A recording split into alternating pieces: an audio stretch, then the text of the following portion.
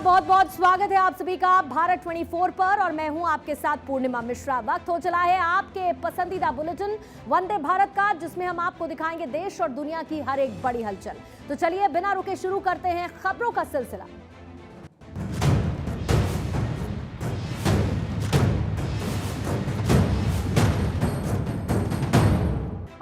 राजस्थान की करेंगे। राजस्थान से आई एक और तस्वीर जहां पर वीरांगनाओं के प्रदर्शन को खत्म करा लिया गया, लेकिन बीजेपी सांसद किरोड़ी लाल मीणा के हिरासत में लिए जाने के बाद सियासी उबाल और ज्यादा तेज हो गया है। पुलवामा शहीदों की 3 वीरांगनाओं के हक की लड़ाई में 10 दिन से चल रहे धरने को रातों रात खत्म करा दिया गया, जिसके बाद पुलिस की ओर से एक और कार्रवाई सामने आई। पुलिस ने बीजेपी सांसद किरोड़ी लाल मीणा को हिरासत में ले लिया। पुलिस ने यह कार्रवाई तब की जब सांसद मीणा वीरांगना मंजू जाट के गांव गोविंदपुरा बासड़ी जा रहे थे। पुलिस ने किरोड़ी लाल को रास्ते में रोक दिया, जिससे सांसद आग बबूला हो गए। बात किससे करोगे? बात किससे करोगे? गहलोत से बात करके जवाब दे दो। गहलोत से बनाओ। आपको बता दें कि रातों रात धरना समाप्त करने के बाद पुलिस ने मंजू को धरना स्थल से उठाकर उनके घर देर रात करीब 3 बजे उनके गांव गोविंदपुरा बासड़ी छोड़ा था। अब उन्हें अमरसर पीएचसी में भर्ती करवाया गया है। किरोड़ी मंजू से मिलने के लिए जा रहे थे। किरोड़ी लाल को हिरासत में लेने पर राजस्थान में सियासी पारा हाई हो गया है। वीरांगनाओं के साथ, बलिदान परिवार के साथ जो व्यवहार है, आप देखिए कि सीएम मिलना नहीं चाहते।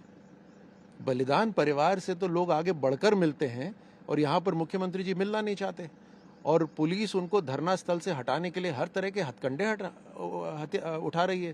मतलब 10 लोग हैं जो धरने पे बैठे हुए हैं, उनसे घबरा रहे हैं। वहां पर रात को 3 बजे उठा के ले गए वहां से। वीरांगनाएं अपनी मांगों को लेकर प्रदर्शन कर रही थी। शहीद की पत्नियों को सचिन पायलट के बंगले से हटा दिया गया, जिसके बाद सियासी उबाल जारी है।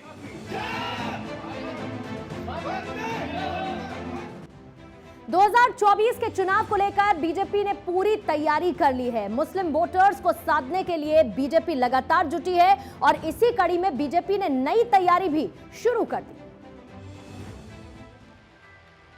साल 2024 का चुनाव नजदीक है।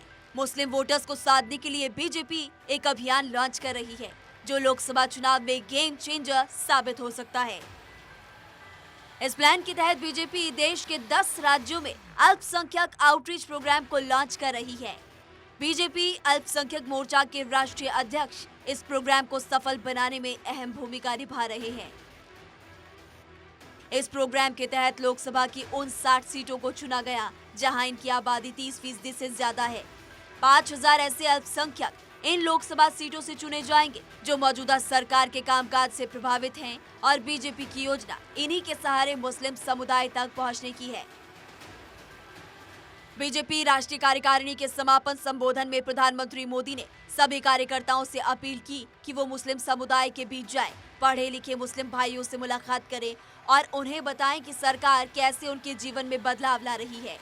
पीएम के इस मूल मंत्र को लेकर बीजेपी के अल्पसंख्यक मोर्चे ने एक ऐसा प्रोग्राम डिजाइन किया जो 2024 के लोकसभा चुनाव में पार्टी के लिए निर्णायक साबित होने जा रहा है। वहीं बहुत ही जल्द बीजेपी मुस्लिम समुदाय के सूफी संतों का एक बड़ा सम्मेलन करने जा रही है, जिसके तहत धार्मिक नेता सभी संप्रदायों के बीच प्यार और भाईचारे का पैगाम देंगे। मुस्लिम समाज के लोगों को बताएंगे कि इस सरकार के कार्यकाल में कोई भेदभाव नहीं हुआ है और सबका साथ सबका विकास के नारे को बीजेपी ने धरातल पर भी उतारा। अल्पसंख्यक मोर्चे पर इन राज्यों में स्नेह यात्रा और स्कूटर यात्रा के माध्यम से आम जन तक बीजेपी कार्यकर्ता पहुंचेंगे और उन्हें बताया जाएगा कि बीजेपी के लिए सबका साथ सबका विकास सिर्फ नारा नहीं। बताया जाएगा कि किसी भी योजना में धर्म के आधार पर कोई भेदभाव नहीं हुआ है और इसलिए आप बीजेपी से जुड़े। तो 2024 के लिए बीजेपी ने 3 प्लान तैयार कर लिए हैं। कौन से प्लान हैं बीजेपी के, आइए उसकी जानकारी आपको दे देते हैं।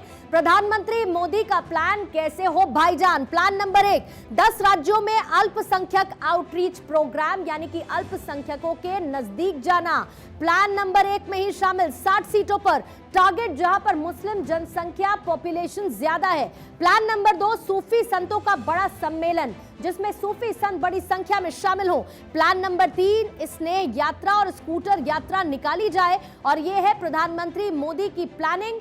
मुस्लिमों को साधने के लिए इसकी कोशिश बीजेपी की तरफ से लगातार की जा रही है। और अगर साफ शब्दों में कहा जाए, 2024 की बिसात और एजेंडा बीजेपी का इसके साथ बहुत साफ नजर आता है। अगली खबर का रुख करेंगे। अब बात करेंगे ओल्ड पेंशन स्कीम की, जिसको लेकर सियासत खूब होती है। बीजेपी हमेशा से ही ओपीएस के खिलाफ रही है, लेकिन इसी साल कर्नाटक में चुनाव होने हैं और बीजेपी का सॉफ्ट कॉर्नर ओपीएस को लेकर नजर आ रहा है।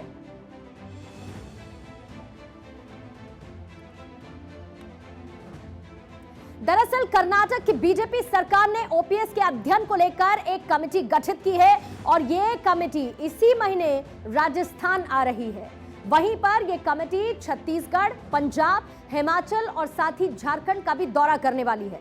कर्नाटक के साथ ही राजस्थान में भी क्योंकि चुनाव होने हैं, ऐसे में लगता है कि बीजेपी ओपीएस को लेकर अपना रुख साफ करेगी। अगर ऐसा हुआ तो ओल्ड पेंशन स्कीम 13 महीनों के बाद होने वाले लोकसभा चुनावों में बड़ा मुद्दा बन सकता है। आपको यह भी याद दिला दें कि देश की वित्त मंत्री निर्मला सीतारमण के साथ साथ जो अलग अलग एक्सपर्ट्स हैं, उन्होंने ओपीएस को अर्थव्यवस्था के लिए घातक बताया है। अब चुनाव नजदीक आने पर बीजेपी भी इस मुद्दे को अछूता नहीं रख पा रही है। कर्नाटक की अगर बात करें तो यहां पर पिछले दिनों सरकारी कर्मचारी ओपीएस के साथ साथ अलग अलग मांगों को लेकर प्रोटेस्ट करते नजर आए थे।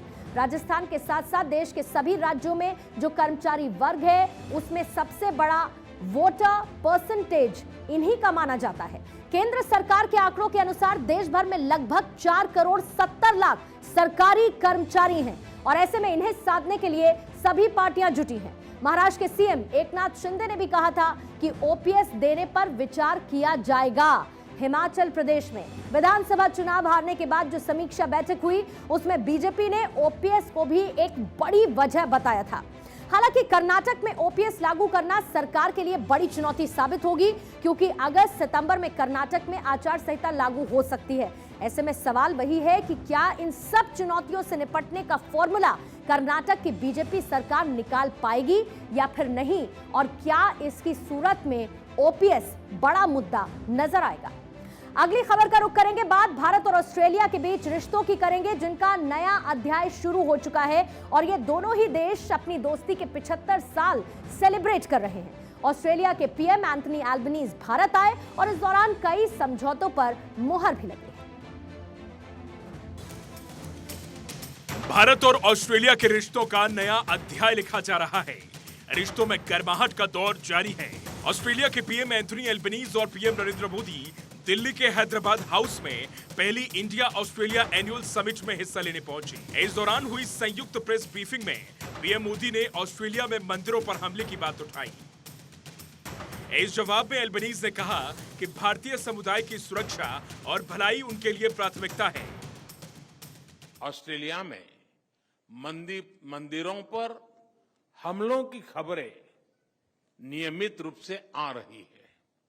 स्वाभाविक है कि ऐसे समाचार भारत में सभी लोगों को चिंतित करते हैं, हमारे मन को व्यथित करते हैं। हमारी इन भावनाओं और चिंताओं को मैंने प्रधानमंत्री एल्बनीजी के समक्ष रखा, और उन्होंने मुझे आश्वस्त किया है कि भारतीय समुदाय की सेफ्टी उनके लिए विशेष प्राथमिकता है। समिट के दौरान दोनों देशों के अधिकारियों ने एमओयू एक्सचेंज किए। ये एमओयू स्पोर्ट्स और सोलर टास्क फोर्स और ऑडियो विजुअल को प्रोडक्शन एग्रीमेंट से संबंधित थे। वहीं दोनों देशों के बीच कई आर्थिक समझौते होने की बात हुई। ऑस्ट्रेलिया के साथ रिश्तों की नई इनिंग शुरू हुई है। दोनों देशों के बीच डेलीगेशन स्तर की बातचीत हुई, जिसमें पीएम मोदी के अलावा विदेश मंत्री एस जयशंकर और एनएसए अजीत डोभाल शामिल हुए। एल्बनीज को राष्ट्रपति भवन में गार्ड ऑफ ऑनर दिया गया। एल्बनीज ने कहा कि क्रिकेट के मैदान में हम दुनिया का बेस्ट बनने के लिए कंपटीशन कर रहे हैं, लेकिन हम साथ मिलकर दुनिया को बेहतर बना रहे हैं। भारत और ऑस्ट्रेलिया के बीच नई दिल्ली में द्विपक्षीय वार्ता हुई है। ऑस्ट्रेलियाई पीएम के दौरे से दोनों ही देशों के बीच रिश्ते काफी मजबूत हुए। दोनों देशों के बीच व्यापक रणनीतिक साझेदारी की बात भी हुई है। खेल और साथ ही ऑडियो विजुअल को प्रोडक्शन में सहयोग के लिए समझौते का ज्ञापन दिया गया। अटल इनोवेशन मिशन को लेकर भी चर्चा हुई। दोनों ही देशों ने आर्थिक सहयोग समझौते को जल्द ही पूरा करने का अपना कमिटमेंट दिया। 2021-22 में दोनों देशों के बीच द्विपक्षीय व्यापार लगभग $27 बिलियन का था और 2035 तक इसके 45 से 50 बिलियन तक हो जाने की उम्मीद है। ऑस्ट्रेलिया के मंदिरों पर हमलों का मुद्दा ऑस्ट्रेलिया के प्रधानमंत्री के सामने उठाया गया, जिस पर एंथनी एल्बनीज ने कहा कि भारतीयों की सुरक्षा सबसे अहम है और इस पर ऑस्ट्रेलिया पूरा ध्यान देगा। इसी तरीके से बातचीत और रिश्ते ऑस्ट्रेलिया और साथ ही भारत के बीच इस मुलाकात के साथ ही और प्रगाढ़ होते हुए नजर आए।